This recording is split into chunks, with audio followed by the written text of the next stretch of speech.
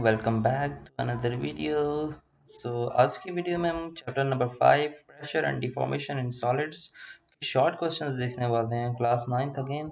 और चलते हैं क्वेश्चन नंबर 1 की तरफ। क्वेश्चन नंबर 1 हमें ये कह रहा है कि भाईजान, अगर while walking on a trampoline, do you feel more pressure when you stand still or jump up or down? Why? यहाँ पे ये कह रहे हैं, अगर आप चल रहे हो ट्रैम्पोलिन पे, आप कब ज़्यादा प्रेशर फील करते हो? जब आप खड़े हुए होते हो बस, या जब आप ऊपर की तरफ जंप करते हो, या फिर जब आप डाउनवर्ड जंप करते हो तब आप प्रेशर ज़्यादा फील करते हो, और क्यों? ये बताना है। हम आंसर पढ़ लेते हैं, बिकॉज़ आपने आंसर ही लिखना है, मैं समझा देता हूँ आपको।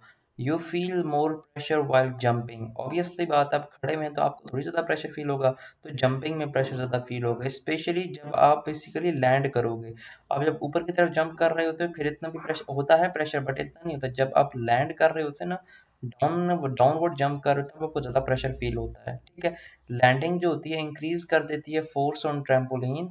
Landing increases force on trampoline, so the pressure become greater, pressure बढ़ जाता है। pressure changes because the force changes with movement। ठीक हो गया।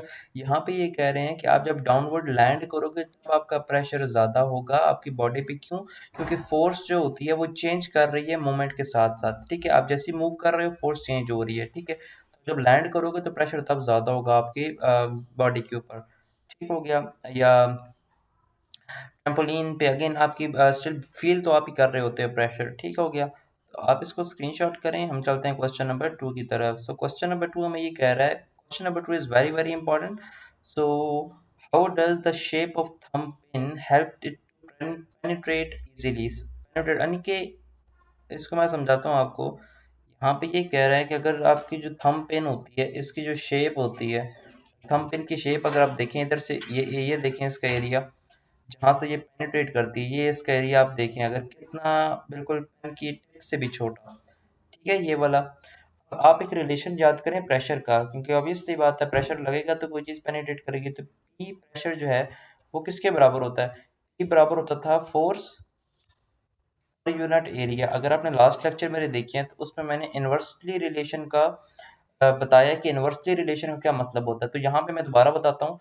अगर ये देखें, अगर फोर्स को आप थोड़ा निगलेक्ट, जब अप्लाई कर रहे हैं, फोर्स यूज की बात हो रही है, फोर्स को अगर आप ज़रा साइड पे रखें, फोर्स आप अप्लाई तो कर रहे हैं ना, वो वाली फोर्स है। आप एरिया जैसे ही आपका कम होगा ना किसी चीज़ का, सरफेस एरिया की बात हो रही है, एरिया ऑफ कांटेक्ट की बात हो रही है, एरिया कम होगा प्रेशर ज़्यादा हो जाएगा, ठीक है। लेकिन जब एरिया ज़्यादा होगा प्रेशर कम हो जाएगा। समझ आ गई? अगली चीज़ पे प्रेशर कम होगा। अब ये देखें इसका एरिया कितना कम है, बहुत कम है, जबकि इस चीज़ का एरिया देखें कितना ज़्यादा है, ठीक है। इसका बहुत ज़्यादा एरिया है, इसका बहुत कम एरिया है। तो अगर इस वाली चीज़ को आप दीवार की तरफ या फिर किसी मोटे कार्डबोर्ड की तरफ पॉइंट करके ऊपर से अंगूठे से ज़ोर लगाओगे, फोर्स लगाओगे, क्योंकि इसका एरिया कम है और यहाँ पे प्रेशर बहुत ज़्यादा बनेगा दूसरी चीज़ पे, जल्दी से ये उसके अंदर चला जाएगा या पेनिट्रेट कर जाएगा, गुजर जाएगा, ठीक है। लेकिन अगर आप कार्डबोर्ड वाली तरफ ये वाली चीज़ रखें, ये जहाँ पे अंगूठा रखा हुआ है, इस तरफ से आप किसी हार्ड चीज़ से उसको दबाएं, आप देखेंगे कि आपको ज़्यादा फोर्स चाहिए, क्योंकि इसका एरिया ज़्यादा है तो प्रेशर कम बनेगा इधर, ठीक है। ये वाला इसका आंसर है कि हमारे पास एरिया जो होता है इसका यहाँ पे कम है, एरिया कम है तो प्रेशर ज़्यादा है, इस वजह से ये पेनिट्रेट कर जाता है। मैं इसको ज़रा इरेज करता हूँ और आपको आंसर पढ़ के सुनाता हूँ। थंब पिन है has a sharp pointed tip होती है उसकी, the small area, very small area. Small force act on a small area. Small force जो होती है वो एक्ट करती है स्मॉल एरिया पे, basically high pressure sorry cut हो गया ये, जो बेसिकली हाई प्रेशर बनाता है, ठीक है। स्मॉल फोर्स स्मॉल एरिया पे लगता है तो हाई प्रेशर बनता है। मैं बता चुका हूँ आपको, हाई प्रेशर बनता है, इस वजह से ये इजीली सरफेस में पेनिट्रेट कर जाता है। जो फार्मूला मैंने यहाँ पे लिखा था ये अगेन टेक्स्ट फॉर्म में है, अगेन कटिंग हो रही है बार बार, ये अगेन टेक्स्ट फॉर्म में, आपने इस तरह नहीं लिखना, अपने pressure is equals to force ऐसे लिखना है, ठीक है, ये लिखना है। और ये था आपका क्वेश्चन नंबर 2। हम चलते हैं क्वेश्चन नंबर 3 की तरफ।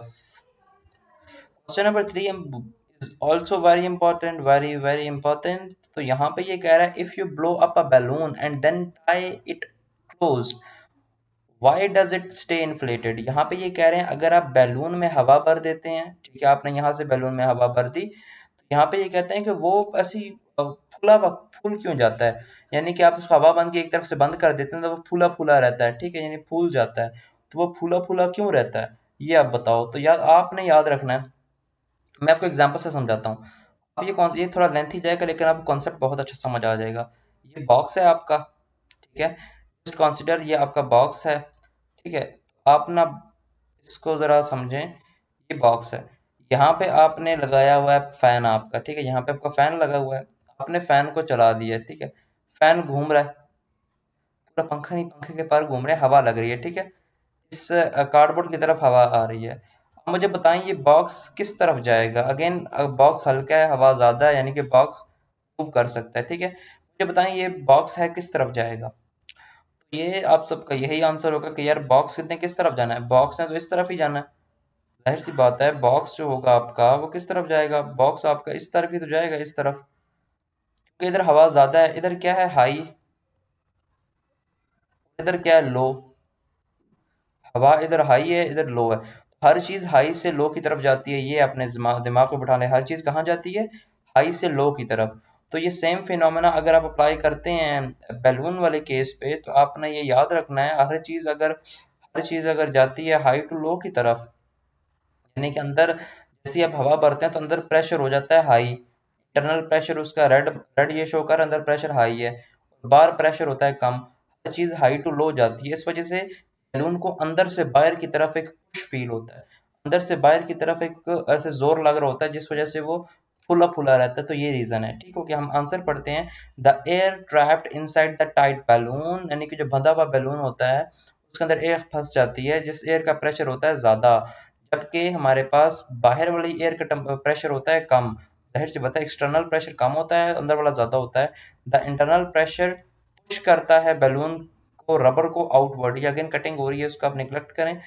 अब ये जो रबर का बैलून होता है इसको बाहर की तरफ पुश करता है अंदर से, जिस वजह से keeping the balloon inflated until air escape, जब तक हवा अंदर से भाग नहीं जाती तब तक बैलून को खुला हुआ इन्फ्लेटेड रखता है। तो इसका आप स्क्रीनशॉट लें, मोस्ट इंपॉर्टेंट क्वेश्चन था। हम चलते हैं क्वेश्चन नंबर 4 की तरफ।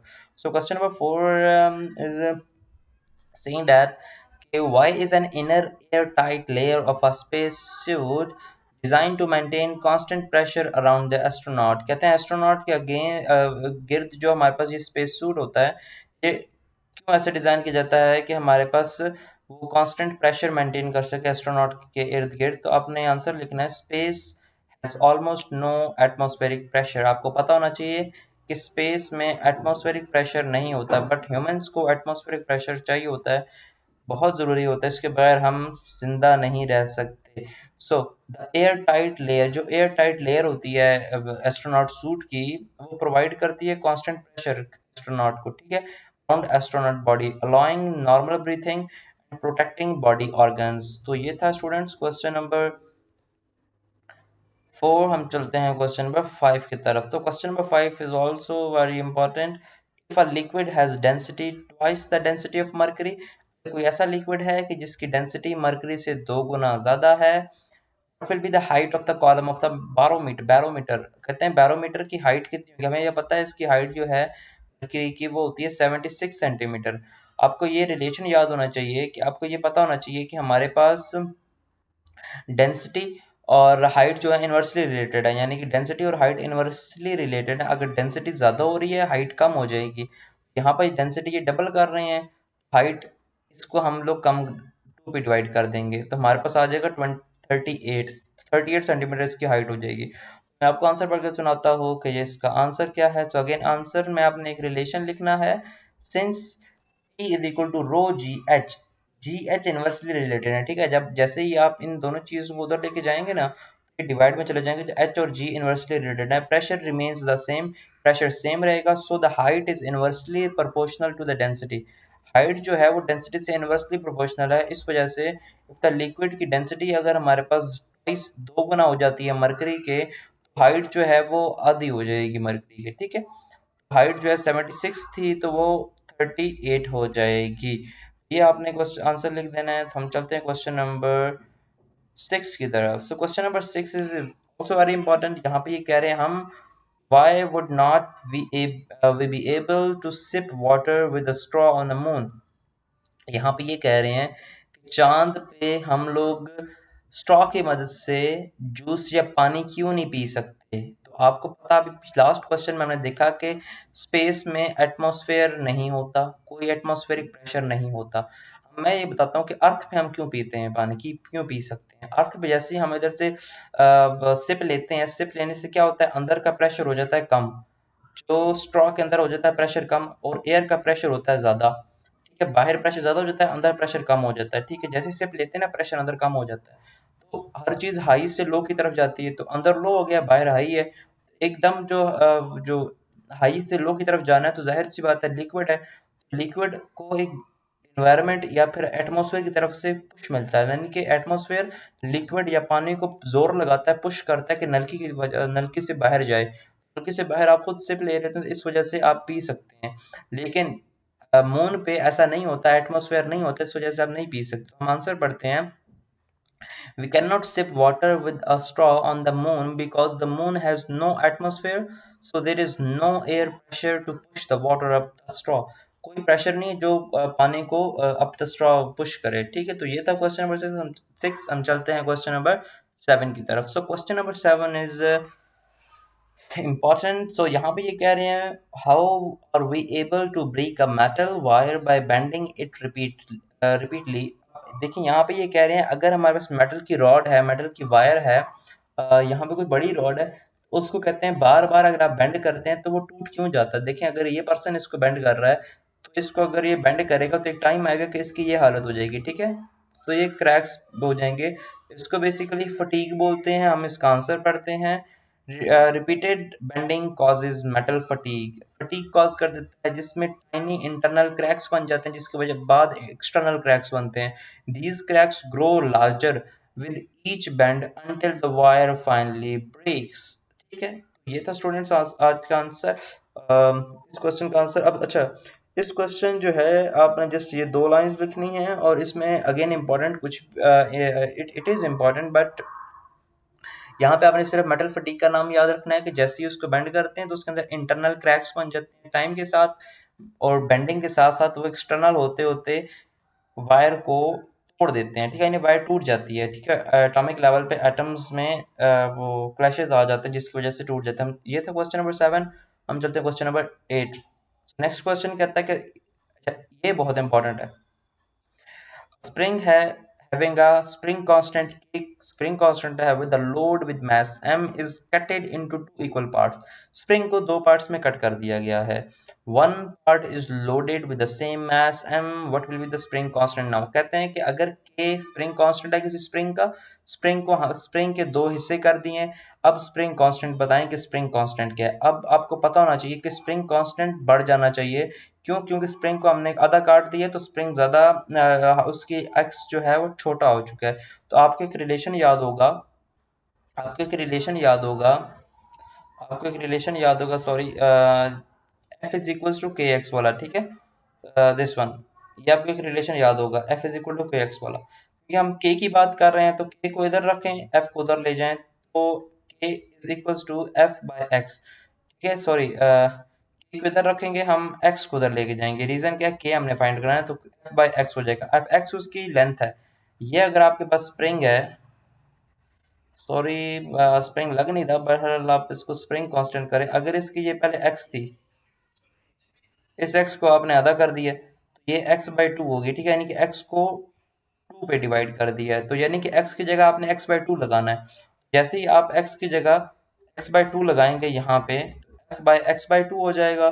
डिवाइड के नीचे डिवाइड हो रहा है, मल्टीप्लाई हो जाएगा अगले स्टेप में। ठीक है, ये f बाई x तो k ही होता है, तो ये k लगा दो, तो 2k आ गया। इसका मतलब है कि हमारे पास डबल हो जाएगा स्प्रिंग कांस्टेंट। समझ आ गई? ये पढ़ते हैं जो लिखा हुआ है, समझ आ गई आपको? अगर आपको कोई इश्यू है, आप कमेंट सेक्शन में मुझसे लाजमी पूछें। और when a spring is cut into two equal parts, its spring constant doubles because the spring becomes shorter. Therefore, the new spring constant is basically 2k. So again, आप इसका screenshot लें, it is very important question. हम चलते हैं question number 9 की तरफ। So question number 9 saying that why do static fluids always exert a force perpendicular to the surface। जहाँ पे ये कह रहा है कि भाईजान, अगर हमारे पास कोई जार में स्टैटिक रुका हुआ पानी है, फ्लूइड है, उसके अंदर कोई चीज़ डिप कर दी जाती है तो उसकी सरफेस पे परपेंडिकुलरली फोर्सेस क्यों एग्जर्ट होती हैं। अब जाहिर सी बात है, ये आप अपना हाथ या कोई भी ऐसी चीज़ पानी के अंदर डिप करें तो पानी उसको जोर लगा के बाहर की तरफ फेंकना चाहता है, ठीक है। क्यों? क्योंकि वो बेसिकली शेयर फोर्स को रेजिस्ट करता है, ठीक हो गया। अगर आपका स्टैटिक फ्लूइड जो होता है वो शेयर फोर्स को रेजिस्ट नहीं कर पाता, क्योंकि उसके particles freely, because it's particles freely move कर सकते हैं, ठीक है। इस वजह से वो बेसिकली प्रेशर को एक्सर्ट करता है सिर्फ परपेंडिकुलर टू द सरफेस। तो अगेन यहाँ पे लिखा भी वही हुआ है, स्टैटिक फ्लूइड जो होता है can not resist a shear force because it's particles move freely, therefore it's exert pressure on the perpendicular to the surface। ठीक हो गया। ये था क्वेश्चन नंबर 9। हम चलते हैं क्वेश्चन नंबर 10 की तरफ। So again question number 10 is also very important. So question number 10 ये कह रहा है कि ये कैसे हो सकता है कि स्मॉल छोटे से कार लिफ्टर जो होते हैं वो बड़ी बड़ी गाड़ियां, इवन के उससे बड़ी गाड़ी को उठा लेते हैं। अब यहाँ पर ही देख लें, छोटा सा कार लिफ्टर है, उसने अपने से बड़ा, maybe it is also car lifter, so तो उससे बड़ा यानी कि इसके साइज से बड़ा एक कार लिफ्टर है और ऑब्वियसली वेट में भी ज्यादा होगा, मास में भी ज्यादा होगा, इसको इसने लिफ्ट किया हुआ है। ये कैसे कर पा रहा है? अपने आंसर पढ़ते हैं कि हमें ये पता है कि ये जो जितने भी कार लिफ्टर्स होते हैं ये पास्कल लॉ पे काम करते हैं। पास्कल लॉ ये कहता है कि अगर छोटी सी फोर्स लगा के, ठीक है, यानी कि आपने ये गौर से सुनना है कि आपका जो प्रेशर होता है वो ऑल डायरेक्शन में अप्लाई होता है, ठीक है। अब ये आप दोबारा से पास्कल जो लॉ है वो स्टेट करते हैं, हम इसको अगर पढ़ें तो which state that the pressure is transmitted equally in all direction. Pressure constant रहता है, ठीक है, प्रेशर चेंज नहीं होता, लेकिन फोर्स चेंज हो जाती है। छोटी फोर्स से बड़ी फोर्स बन जाती है। स्मॉल पिस्टन को आप प्रेस करते हो तो बड़ा पिस्टन जो है उससे ज्यादा फोर्स जनरेट हो जाती है, लेकिन प्रेशर कांस्टेंट रहता है, ठीक हो गया। ये एरिया पे डिपेंड करता है, ठीक है। इसका आंसर पढ़ते हैं, आपने ये दो लाइंस लिखनी है just. Car lifter work on the principle of pascal law which states the pressure is transmitted equally in all directions. Small force on a small piston produces a much larger force on a large piston, allowing heavy loads to be lifted। उम्मीद है कि आपको question समझ आ गया होगा ये वाला। तो ये थे हमारे आज के क्वेश्चंस। अगर आपको कोई भी इश्यू है, कोई भी क्यूरी है इन क्वेश्चन से रिलेटेड, तो आप कमेंट सेक्शन में ज़रूर पूछें और अपने फ्रेंड्स साइकिल में ये वीडियोस शेयर करें ताकि वो भी इस चीज़ से फ़ायदा उठा सकें। सो मिलते हैं नेक्स्ट वीडियोज़ में। जज़ाकल्लाह, अल्लाह हाफिज़।